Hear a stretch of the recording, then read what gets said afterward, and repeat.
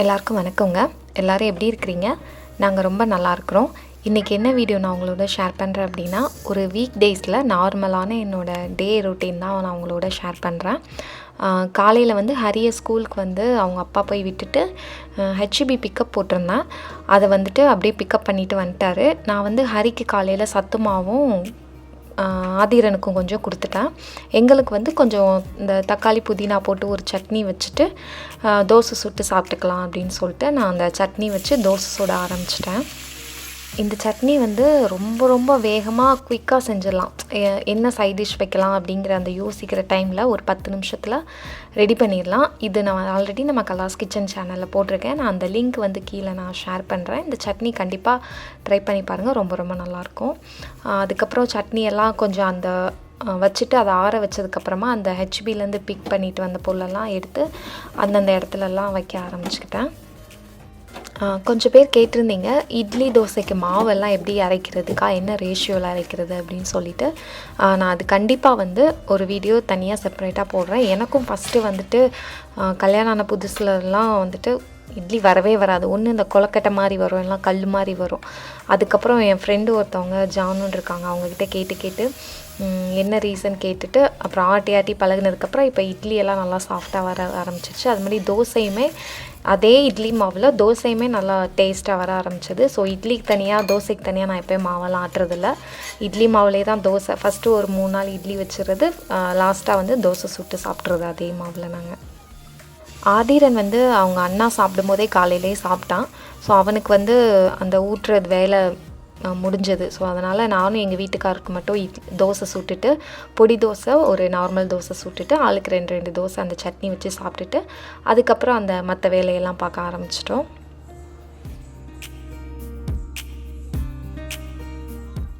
சாப்பிட்டு முடிச்சதுக்கப்புறமா பார்த்திங்கன்னா, அந்த அன்னையோட அந்த பொடி தோசை சுட்டேன் இல்லையா, இட்லி பொடி காலி ஆயிடுச்சு. ஸோ கையோட இட்லி பொடி கொஞ்சம் அரைச்சி வச்சிடலாம் அப்படின்னு சொல்லிட்டு தேங்காய் இட்லி பொடி அரைச்சேன். இது வந்து என்னோடய ஃப்ரெண்டு கிருத்திகா அப்படின்னு சொல்லிட்டு அவங்க ரொம்ப நல்லா பண்ணுவாங்க. ஸோ அவங்ககிட்ட ரெசிபி கேட்டு அந்த மாதிரி ஃபஸ்ட் டைம் நான் அரைச்சேன். ரொம்ப சூப்பராக இருந்தது. இது அரைச்சி 1 வீக்கில் எங்கள் வீட்டில் அந்த பொடி வந்து ஒரு ஃபுல் பாட்டில் வந்தது. ஃபுல்லாக காலி ஆயிடுச்சு. அப்படியே சும்மாவே சாப்பிட நல்லாயிருக்கும். இது எல்லாமே வந்து எவ்வளோ அளவு அரைக்கணும் அப்படின்னு சொல்லிட்டு நான் கீழே டிஸ்கிரிப்ஷனில் கொடுக்குறேன், செக் பண்ணி பாருங்கள். பொருட்கள் எல்லாமே தனித்தனியாக வறுத்து எடுத்துக்கணும். எல்லாம் போட்டு ஒன்றா சேர்த்து வறுக்கக்கூடாது. ஏன்னா ஒவ்வொன்றும் ஒவ்வொரு விதமாக வறுக்கணும். அதனால் தனித்தனியாக வறுத்துட்டு மொத்தமாக அதை மிக்ஸ் பண்ணிவிட்டு உப்பு போட்டு அரைச்சி எடுத்துக்கணும்.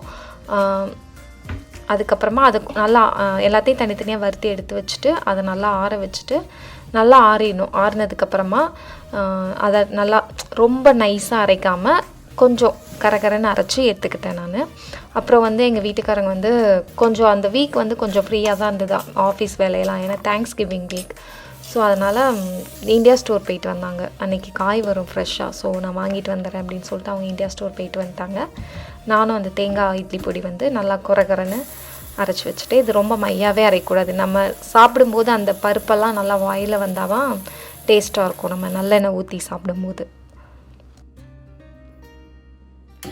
பொடி பார்த்திங்கன்னா ஒரு ஏர்டைட் கண்டெய்னரில் போட்டு வச்சுக்கிட்டோம் அப்படின்னா நார்மலாக ஒரு 1 மந்த் வந்து நம்ம நார்மல் ரூம் டெம்பரேச்சர்லேயே வச்சு சாப்பிட்டோம் அப்படின்னா கெட்டு போகாமல் இருக்கும். அதுக்கப்புறம் பார்த்திங்கன்னா, ஆனால் அது 1 மந்த்தெல்லாம் வந்து நம்ம அதுக்குள்ளேயே நம்ம முடிச்சுற மாதிரி தான் இருக்கும். அவ்வளோ டேஸ்ட்டாக இருக்கும் அந்த பொடி. ஸோ கண்டிப்பாக ட்ரை பண்ணி பாருங்கள். அப்புறம் அந்த இந்தியா ஸ்டோர் போயிட்டு வந்தார் இல்லையா, அந்த திங்ஸ் எல்லாம் எடுத்து அந்த இடத்துல வச்சுட்டு ஏதாவது ரீஃபில் பண்ண வேண்டியது எல்லாத்தையுமே இந்த பருப்பு பயிர் ஐட்டங்கள்லாம் ரீஃபில் பண்ணிவிட்டு மற்றதெல்லாம் அந்த மாதிரி கிளிப் போட்டு வச்சிட்டோம் அப்படின்னா நமக்கு அடுத்து எடுத்து யூஸ் பண்ணுறதுக்கும் கரெக்டாக இருக்கும்.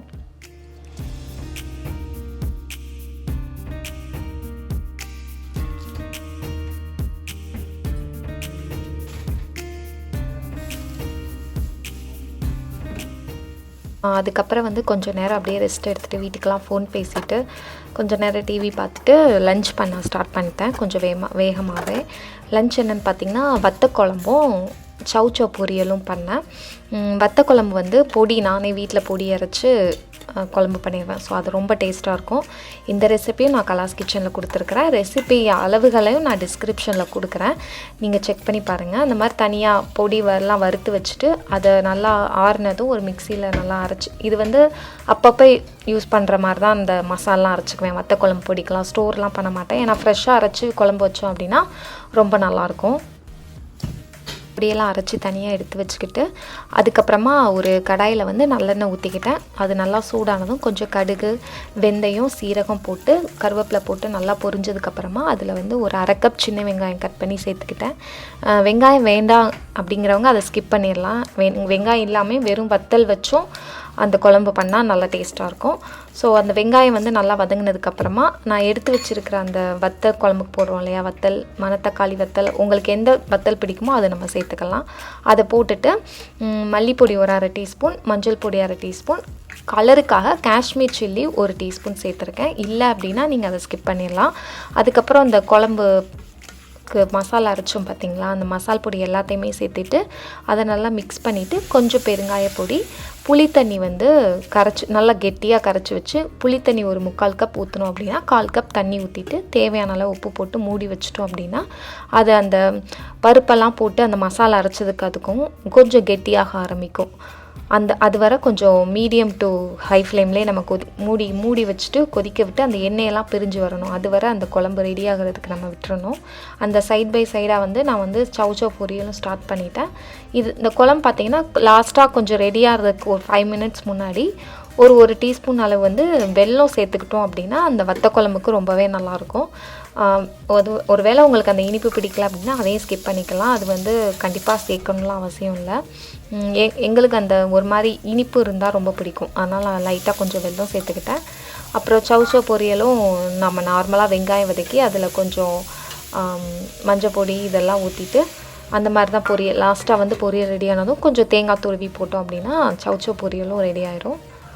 குழம்பு ரெடியானதும் ஆஃப் பண்ணிவிட்டு அது மேலே இந்த மாதிரி ஒரு 2 டீஸ்பூன் நல்லெண்ணெய் விட்டுட்டு மூடி வச்சுட்டு இறக்கி வச்சிட்டோம் அப்படின்னா சாப்பிட்றதுக்கு முன்னாடி ஒரு 10 மினிட்ஸ் இந்த மாதிரி எண்ணெய் ஊற்றி மூடி வச்சிட்டோம் அப்படின்னா அந்த வத்த குழம்புக்கெல்லாம் நல்லாயிருக்கும். வத்த குழம்பு, புளிக்குழம்பு இந்த மாதிரி ஐட்டங்கள்லாம் இந்த மாதிரி லாஸ்ட்டாக கொஞ்சம் நல்லெண்ணெய் விட்டு மூடி வைக்கணும், மற்ற எண்ணெய் ஊற்றினா நல்லா இருக்காது. அப்படியே எனக்கு லஞ்சு நான் ரெடி பண்ணிவிட்டு நானே எங்கள் வீட்டுக்காரங்க எல்லோரும் சாப்பிட்டுட்டு ஹரி வந்து 3 மணிக்கு தான் வருவான் ஸ்கூல்லேருந்து. ஸோ நாங்கள் சாப்பிட்டுட்டு அதுக்கப்புறம் வீட்டில் நிறையா வேலை இருந்ததுங்க. ஒரு 2-3 வாரமாக அந்த டான்ஸ் பர்ஃபார்மன்ஸ் போய்கிட்டே இருந்தது. அப்படிங்கிறதுனால துணி மடிக்கவே இல்லை, துவச்சி அப்படியே அதுவே பெட்ரூமில் போட்டு அதுவே எடுத்து பண்ணுற மாதிரியே இருந்தது. அது பார்க்கும் போதெல்லாம் பெட்ரூமும் ரொம்ப கேவலமாக இருக்கிற மாதிரியே இருக்கும் அந்த துணி இருக்கிறது. அது ஒரு 3 பேக் சேர்ந்துருச்சு துவச்சி. ஸோ அந்த பெட்ஷீட்ஸு எல்லாமே அதுக்குரிய இடத்துலலாம் வச்சுட்டு அந்த துணியெல்லாம் எடுத்து மடித்து அங்கங்கே இடத்துல நான் வைக்க ஆரம்பிச்சிட்டேன்.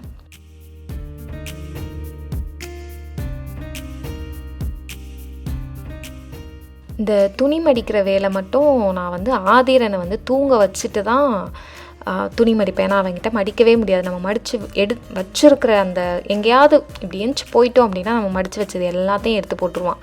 ஸோ அவனை வச்சுட்டு மடிக்கிறது ரொம்ப கஷ்டம். ஆனால் அன்றைக்கி வந்து வேறு வழி இல்லை, அவன் காலையிலே தூங்கி முழிச்சிட்டான். அப்போ அந்த டைமில் தூங்கவும் மாட்டான், துணியும் மடிச்சாகணும் அப்படின்னு சொல்லிட்டு அவனை வச்சுக்கிட்டே மடித்து ஒவ்வொன்றா வச்சுட்டு இருந்தேன். ஸோ எல்லாத்தையும் மடித்து வச்சதுக்கப்புறம் தான் அந்த இடத்த விட்டே நான் எழுந்திரிச்சேன். இல்லைனா நம்ம இப்படி எழுந்திரிச்சு ஏதாவது ஒரு திங்ஸை போய் வைக்க போனோம் அப்படின்னா அந்த கேப்பில் வந்து எல்லாத்தையும் எடுத்து போட்டுருவான். அது மாதிரி நான் மடிக்கும்போது வந்து எந்த ஒரு என்னோடய குர்த்தா இல்லை ட்ரெஸ்ஸு, எங்கள் வீட்டுக்காரங்களோட ஷர்ட்ஸ் எதுவுமே நான் அயர்ன் பண்ண மாட்டேன். அயர்ன் பண்ணியெல்லாம் நான் தொங்க விட மாட்டேன். ஏன்னா எனக்கும் எங்கள் வீட்டுக்காரருக்கும் பார்த்திங்கன்னா அந்த அயர்ன் பண்ணியிருந்தால் அந்த ஒரு மாதிரி அயர்ன் பண்ண அந்த தடவுலாம் இருக்கும் பார்த்திங்களா, அந்த மாதிரி இருந்தால் பிடிக்காது. ஸோ நம்ம போடுறதுக்கு முன்னாடி அயர்ன் பண்ணி போட்டோம் அப்படின்னா ரொம்ப நல்லாயிருக்கும். அது மாதிரி ஏதாவது ட்ரெஸ் நம்ம எப்போயாவது தான் யூஸ் பண்ணுவோம், அதை அயர்ன் பண்ணி போட்டோன்னு வச்சுக்கோங்களேன், அந்த கோடு விழுந்து இது வந்து சாரீக்கே வந்து நிறைய பேர் நம்ம சாரீ என்ன பண்ணுவோன்னா வீட்டில் பீரோவில் வந்து அயர்ன் பண்ணி வச்சுருவோம் பட்டு சாரியெல்லாம். ஆனால் அதை நம்ம எப்போயாவது தான் யூஸ் பண்ணுவோம்.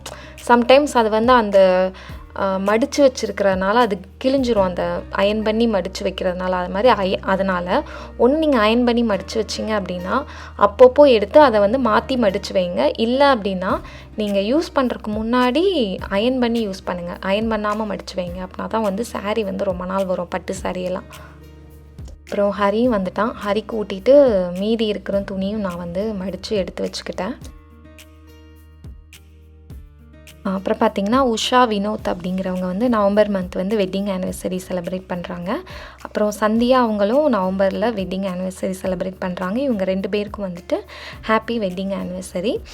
அதுக்கப்புறம் பார்த்திங்கன்னா நவம்பர் மந்தில் ஹனிஷ்கா ஸ்ரீ, காமியா, சர்வேஷ், சரண்யா, கிருத்திகா, சுஸ்மிதா, ஜெயலக்ஷ்மி, கரண், புவேஷ், அக்ஷயா இவங்க எல்லாருமே நவம்பர் மந்த் பர்த்டே செலிப்ரேட் பண்ணுறாங்க. ஸோ எல்லாருக்குமே ஹாப்பி பர்த்டே.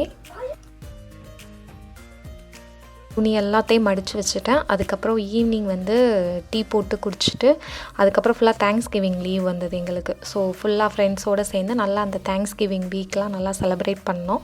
உங்களுக்கு இந்த வீடியோ பிடிச்சிருக்கும் அப்படின்னு நான் நினைக்கிறேன். இந்த வீடியோ எப்படி இருந்தது அப்படின்னு சொல்லிவிட்டு அது மாதிரி நிறையா ரெசிபீஸ் வந்து இந்த இதில் போட்டிருக்கேன். ஸோ அதெல்லாம் கண்டிப்பாக ட்ரை பண்ணிவிட்டு எனக்கு சொல்லுங்கள். Thank you.